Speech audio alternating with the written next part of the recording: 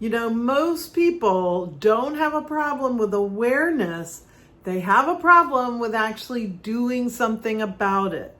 It's a lot harder to change a habit than it is to be aware of it. That's why people are always saying to me, Brenda, I know if I did this, I would feel better. I would be happier.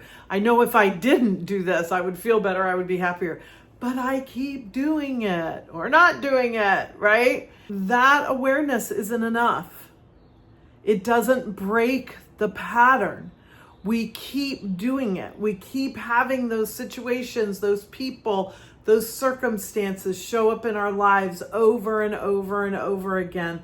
And that's how we know we have not broken the pattern. And this is where people get stuck so often and discouraged, or even feeling hopeless to make any change with that particular pattern or habit, because they are aware of it, they know it's there, but they can't do anything to change it.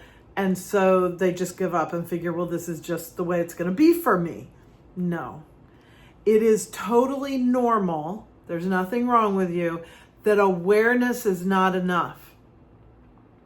It takes awareness and tools, understanding, and the practice of taking action that will break that pattern. But it's that combination of having some tools and being able to take action that is different, right? Like you think about the habits you have, like brushing your teeth. When you were a wee thing, that was not a habit for you. But your mom or your dad or someone kept telling you every day, go to the bathroom and brush your teeth. Go to the bathroom and brush your teeth. They even taught you how to do it, right? And after a while, then you just did it. Might have taken a long time, but you would just go brush your teeth in the morning before you go to bed, whatever the habit was in the family. And so that turned into a habit because of the action. If your parent had just said, brush your teeth, but never actually made you do it, it wouldn't become a habit. And so in the same way, we have to take action. I like to think of it as getting traction out of the habit or the pattern. The words are interchangeable. We have a problem. That's how it shows up in our life. I've got this problem at work, in my relationship with myself, whatever it is, or money problems or romance problems or whatever, where the problems keep showing up. Okay, so that's our clue. I've got some kind of pattern running in my subconscious, which is not in my awareness. That's why it's called subconscious, right? It's below the level of awareness. So no need for shame, no need for wagging any fingers or thinking you're broken or whatever. No, you're human. We all have them. And they're below that level of awareness that our consciousness has. So that's why we usually need a guide, a therapist, a coach to help us through that, because it's much easier for me to see in a client what is going on for them subconsciously than it is for them to see it. Okay? Now, I've been trained in this. I've had therapists and coaches do it with me. So I've experienced it and now I do it. And so that's why people book that Way Out session. Okay, the link is in the show notes. The Way Out, it's a 90-minute session, so you can tell me what the problem is. I'll help you find the pattern. And even if you know the pattern, then that's great. You can tell me what you think the pattern is too. We might dive a little deeper into that. And then we're going to do this action part. We're going to get traction on it. We're going to work with different tools to interrupt the pattern in the moment.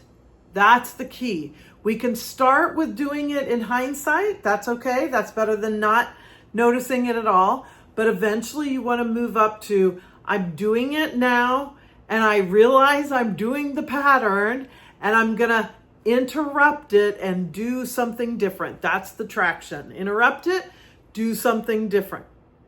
it's a little easier said than done, which is why it's good to have support along the way.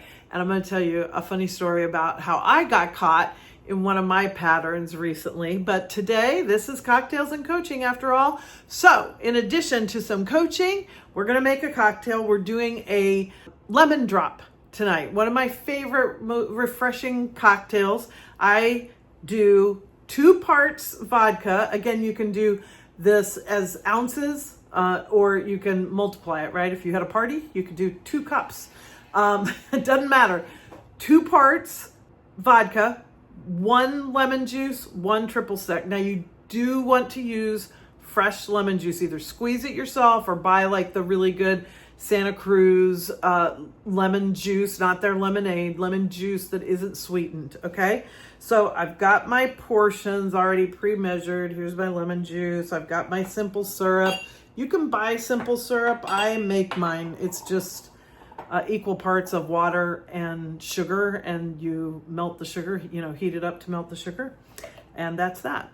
And so I'm going to put it in my shaker. We're going to shake this drink. So I've got my vodka, my lemon juice, my simple syrup. I've got it in my favorite shaker. I'm going to shake it till my hands are really cold. And then voila, that is it. Now, of course, you could top it, garnish it with a fresh lemon slice. That would be lovely. I don't have any. So there it is in my coupe. And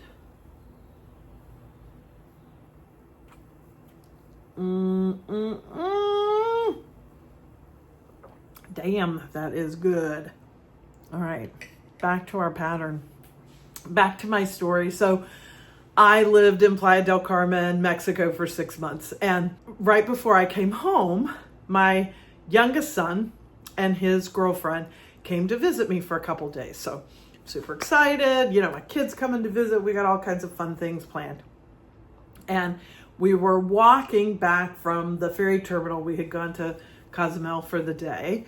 And we were walking back to my place. And it's about a 1.5 mile walk. But all along the way, it's a pedestrian street. There's restaurants and stores everywhere. It's like the main drag of Playa del Carmen. Lots of things going on there. And I was getting really tired and needed to sit down. So I tell my kids this. Now, you guys can laugh at me. That's okay. I can take it while I tell the rest of the story. So I'm like, oh, guys, I'm really sorry, but I got to sit down. They're like, great, let's get a margarita. They don't care. But that happened probably twice on our way home. And that night, I went to bed with such a bad inner critic dialogue going on about how much I disappointed my kids and inconvenienced them and all this stuff, because I needed to stop and rest a few times on the way home. They could walk faster and farther than I can. Imagine that. I actually can walk faster and farther than my own mother too. But, when your inner critic's going off in your head, it sounds all very reasonable and so truthful. It's so true, So I'm feeling really bad. That inner downward spiral of shame is coming in. And then it hit me. Because again, I've been doing this a long time. Okay, so I think the problem is I've disappointed my kids because I can't walk as far as they have, or I've inconvenienced them because I can't walk as far without resting. That is not the problem. First of all, in this case, this problem would be totally made up in my own head. My kids didn't care at all. They're having a blast. They love stopping for another beer or another margarita or whatever. So this is a problem I made up in my own head. You can probably relate to that. But at any rate, this is the pattern. We think we have a problem. Oh, here's the problem. But what's really going on, what's causing that problem, is a pattern. And in this case, it's a pattern I have of shame because I have never exercised my body a lot. And of course, the older I get, the more I feel that, right? When you can kind of get away with that in your 20s and 30s. And I have a very strong body naturally. It's probably pretty athletic. I probably could have done a lot of great things with it if I had ever exercised. But anyway, so I have a lot of shame. So that's a pattern for me, that I have shame around my body and not exercising it enough. And that fun little excursion and walking back from the ferry terminal in Playa del Carmen, Paradise, Mexico, triggered me into that shame. So first it presents as a problem. Oh, terrible me, I'm inconveniencing my kids. And then I realize through that awareness, which is important, oh wait, this is bigger than that. It's not really just, it's not that I think I inconvenience my kids. It's that this has triggered this pattern I have about shame around not exercising enough. Okay, so I have that awareness. Now I've got to get to part 3. Now it took me a lot of years and a lot of work with a really great therapist to get here. And that's part of why I love doing this with other people, because I know how much this next part matters.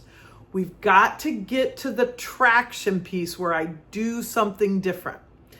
One of the brilliant minds of our time, Brene Brown, has written a lot on shame. If you're unfamiliar with her work, you could just Google her, go put her into YouTube, and there's tons of great videos. And one of the things that she says about shame is the fastest way to release the power that shame has over us is to talk to somebody about it. So right away, I'm like, okay, as soon as I see the kids tomorrow, I'm just going to tell them this. They'll have a good laugh over it, and it'll release that shame for me. It'll help me let go of that.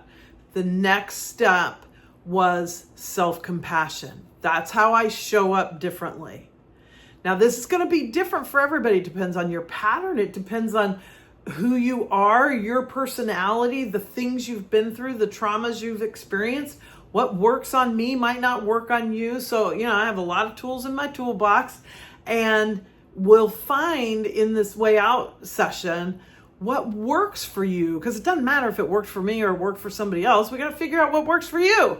So the traction piece is so important, because being able to recognize that and know, okay, now I've got to put it into motion. It's not enough to work it out in my own head and go, oh, okay, that's my own shame around not exercising enough. Okay, great, got it. Situation over. No, I would have carried residue from that energetically and emotionally. And the next day, if I had needed to sit down when my kids could have kept going, I would have been doing the same thing to myself. So to break the habit, the pattern, I had to go take that action. I needed to talk to them about it. They had a good laugh. I mean, they were compassionate too, because they know me well enough to know what a big deal that is for me. So they were very understanding and appropriately found it funny, because to them it was so not a big deal. And then I had to exercise that self-compassion to say, listen, you are being way too hard on yourself.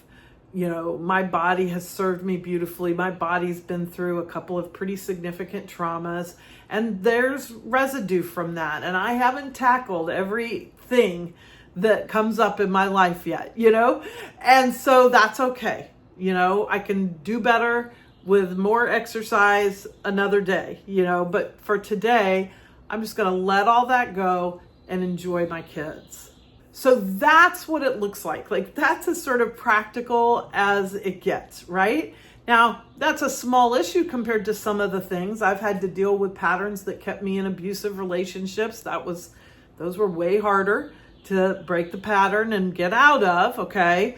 But it doesn't matter, from small to large, it's still the same process. We've got a problem that, thank goodness shows up, so we can realize, oh, I must have a pattern down here that is causing that problem. We love to think the person or the situation is causing the problem. It was my kids. They were causing the problem. Like, really, what is with that one curly piece of hair? Anyway, I could have done that, even though they hadn't complained or said a word. In my own mind, I could have been, oh, it's the kids, right? We love to think it's what's outside of us. Oh, it's my money. Oh, it's the economy. Oh, it's this crazy fucking world we're living in right now, which is true. And it's a problem for me because it has touched a pattern, and that pattern got activated. And the only way I'm going to really get out of the problem is to deal with the pattern through awareness and then traction. I hope you'll try a lemon drop because they are delicious and refreshing. I'm going to encourage you. I'm going to say, just do it. Go to the description in this video, or if it feels easier to you, just comment way out in the comments and I'll send you the link. But there's a link in the description for this video for that session. We will unpack those 3 parts for you. We will look at a problem, figure out the pattern, and find the tools that will give you traction out of it to actually break it. And that's where the real liberation and freedom is. You don't have to be perfect. There's nothing wrong with you. That feeling, the next time that thing happens, when you deal with it in a different way, it is so liberating. You're going to love it.